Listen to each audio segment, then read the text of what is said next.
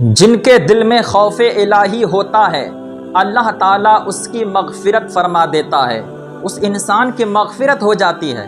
مغفرت کیسے ہوتی ہے آئیے دیکھتے ہیں۔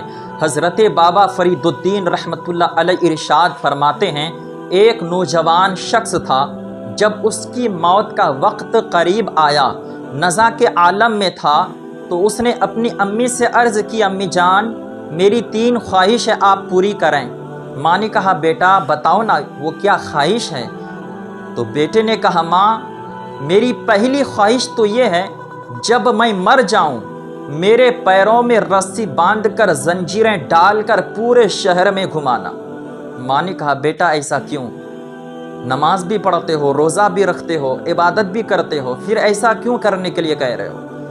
تو بیٹے نے کہا ماں میں بہت سیاہ کار ہوں، خطا کار ہوں، میں بہت عاصی ہوں، میں اللہ کی بارگاہ میں جواب نہیں دے سکتا، وہاں حساب و کتاب بہت سخت ہوگا، مجھ سے حساب و کتاب نہیں دیا جائے گا ماں، میں کس منہ سے رب کی بارگاہ میں کھڑا ہوں گا، میں اللہ کا نافرمان بندہ ہوں، میرا حشر تو یہی ہونا چاہیے جب کسی سیاکار خطا کار بندے کو پورے شہر میں گھمایا جائے گا، لوگ دیکھیں گے تو عبرت حاصل کریں گے، لوگ میری لاش کو دیکھیں گے تو وہ دین کی طرف مائل ہوں گے، شریعت کے احکام کی طرف مائل ہو جائیں گے، یہ میری خواہش پوری کریں۔ جب پورے شہر میں گھما چکے ہوگے تو رات کے وقت میرے جنازے کو اٹھانا، دن میں جنازے اٹھاؤ گے، اس سیاکار خطا کار کے جنازے کو لوگ دیکھیں گے، دنیا دیکھے گی تو کیا کہے گی؟ دنیا تانا دے گی، لوگ تانا کشی کریں گے، میرے جنازے کو رات کے وقت اٹھایا جائے، یہ میری دوسری خواہش ہے۔ تیسری خواہش لڑکے نے ظاہر کی، امی جان میری تیسری خواہش یہ ہے کہ جب مجھے دفنا چکے ہوگے اگر ممکن ہو تو آپ رات کے وقت رات کے سناٹے میں میری قبر پر آ کر میرے لیے دعا کر دینا، ہو سکتا ہے کہ ماں کی دعا کی برکت سے اللہ تعالیٰ میری مغفرت فرما دے۔ اس نے یہ 3 خواہش ظاہر کی، تو جب اس کا انتقال ہوا، ماں نے جب رسی لائی، زنجیر لائی گئی، اب ان کے پیروں پہ باندھنے کے لیے سب ریڈی کیا گیا، تو اس روم کے اس گھر کے ہر کونے سے آواز آنے لگی، خبردار اس کے ساتھ کوئی ایسا کام نہ کیا جائے، یہ اللہ کا دوست ہے، اللہ نے اس کی مغفرت فرما دی ہے۔ سبحان اللہ۔ دیکھیے ان کے دل میں خوف الہی تھا، اللہ کا خوف تھا، اللہ کی محبت تھی، اللہ و رسول کے لیے پیار تھا۔ جن کے دل میں سچا پیار ہوتا ہے، جن کے دل میں محبت الہی ہوتی ہے، تو پھر اس انسان کی اللہ مغفرت فرما دیتا ہے۔ اللہ تبارک و تعالی کی طرف سے آواز آتی ہے اس انسان کی مغفرت ہو گئی ہے، ان کے ساتھ کوئی ایسا کام نہ کیا جائے۔ لوگ کہہ سکتے ہیں کہ یہ تو بابا فرید الدین کا واقعہ ہے، اس میں لوگ شک کر سکتے ہیں، لیکن آئیے دیکھتے ہیں بخاری شریف کی حدیث ہے۔ بخاری شریف کی حدیث ہے، حضور سرور کونین صلی اللہ علیہ وسلم ارشاد فرماتے ہیں، حضرت ابو ہریرہ رضی اللہ تعالی عنہ راوی ہیں، حضور فرماتے ہیں ایک شخص تھا جب اس کی موت کا وقت قریب آیا، اس نے اپنے بیٹوں کو یہ وصیت کی کہ جب میں مر جاؤں میری لاش کو جلا کر میرے وجود کو پیس کر اس خاک کو ہوا میں اڑا دینا۔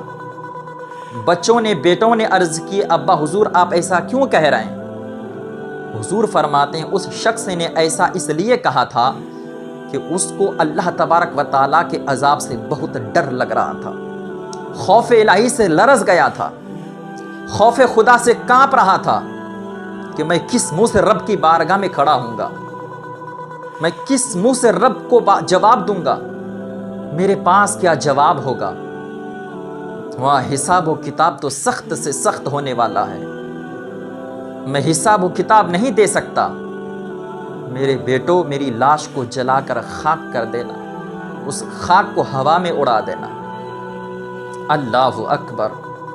یہ اللہ کے نیک بندے ہوتے ہیں جن کے دل میں اللہ کا خوف ہوتا ہے، نماز پڑھ رہے ہیں، روزہ بھی رکھ رہے ہیں، ساری عبادت و ریاضت کر رہے ہیں، لیکن اللہ کا خوف اتنا ہے کہ میں رب کی بارگاہ میں کیا جواب دوں گا، میری لاش کو جلا دیا جائے۔ آج ہم سے نمازیں چھوٹ رہی ہے، روزے چھوٹ رہے ہیں، احکام شریعت پر عمل نہیں کر پا رہے ہیں، پھر بھی ہمیں کوئی احساس نہیں ہے۔ دن لہو میں کھونا تجھے، شب و صبح تک سونا تجھے، شرم نبی خوف خدا یہ بھی نہیں وہ بھی نہیں۔ جب اس شخص نے، اس آدمی نے اپنے بیٹوں کو یہ وصیت کی تو بیٹوں نے اس کے ساتھ ایسا ہی معاملہ کیا۔ جب وہ انتقال کر گئے ان کی لاش کو جلا دیے، جلا کر اس کے وجود کو پیس کر خاک کو ہوا میں اڑا دیا گیا۔ اللہ تبارک و تعالیٰ نے زمین کو حکم فرمایا اس کے پورے ذرے کو اکٹھا کیا جائے، جمع کیا جائے۔ پوری خاک اکٹھا کی گئی، جتنے ذرے تھے سب اکٹھے کیے گئے۔ اللہ کے حکم سے پورا وجود اس کا تیار ہوا۔ اللہ تبارک و تعالیٰ نے اس سے سوال کیا، بتا تو نے ایسا کرنے کے لیے کیوں کہا تھا؟ حالانکہ رب سب جانتا ہے، وہ ہر چیز پر قادر ہے، علیم بذات الصدور ہے، پھر بھی رب پوچھ رہا ہے بتاؤ تم نے ایسا کرنے کے لیے کیوں کہا؟ بچوں سے یہ وصیت کیوں کی تھی؟ تاکہ دنیا کے سامنے یہ راز ظاہر ہو جائے۔ تو اس شخص نے لرزتے ہوئے کانپتے ہوئے رب کی بارگاہ میں عرض کیا، مولا میں تیرے عذاب سے ڈر گیا تھا، میرا وجود کانپ گیا تھا، میرے دل پھٹ رہے تھے، آنکھوں سے آنسو چھلک رہے تھے، کلیجہ دہل گیا تھا۔ میں جب سوچتا کہ وہاں کا عذاب بہت سخت ہے، حساب و کتاب بہت سخت لیا جائے گا، کس منہ سے رب کی بارگاہ میں میں جاؤں گا؟ جب یہ سب خیالات آتے، جہنم کے عذاب کا خیال آتا تو میں کانپ جاتا، میں اپنے وجود کا بھی خیال نہیں رکھ پاتا۔ مولا تیرے خوف سے میں نے ایسا کہا تھا۔ اللہ تبارک و تعالیٰ کو یہ ادا بے حد پسند آئی۔ اللہ تبارک و تعالیٰ نے ارشاد فرمایا، فرشتوں اعلان کر دو میں نے اس انسان کی مغفرت فرما دی ہے۔ سبحان اللہ۔ دیکھا آپ نے، جن کے دل میں خوف الہی ہوتا ہے، اللہ کی سچی محبت ہوتی ہے، حضور کا سچا پیار ہوتا ہے، اللہ تبارک و تعالیٰ اس انسان کی مغفرت فرما دیتا ہے۔ اللہ نمازوں کو، حج و زکوٰۃ، روزے، جتنی ریاضت اور عبادتیں ہیں یہ سب بعد میں ہے۔ اللہ سب سے پہلے دل دیکھتا ہے، اللہ نیتوں کو دیکھتا ہے۔ تو ہم اپنی نیت صاف کریں، دل صاف کریں۔ دل صاف ہے، نیت صاف ہے تو سارے اعمال رب کی بارگاہ میں مقبول ہے۔ اس لیے ہمیشہ رب کا شکر ادا کیا کرو، جتنا بھی دیا، جو بھی دیا اسی پر شکر کرو۔ ہمیں ناشکری کرنے کی آج عادت پڑ گئی ہے۔ آئیے میں آپ کو ایک واقعہ بتاؤں۔ ایک کوا تھا، وہ کوا اپنی لائف میں بہت انجوائے کرتا، جہاں چاہتا چلا جاتا، ہر موسم کا لطف اٹھاتا۔ ایک دن جب اس نے ایک کبوتر کو دیکھا تو اس کے دل میں خیال آیا کہ میں تو کالا کلوٹا ہوں، یہ کبوتر کتنا سفید ہے، کتنا گورا ہے، کتنا وائٹ ہے۔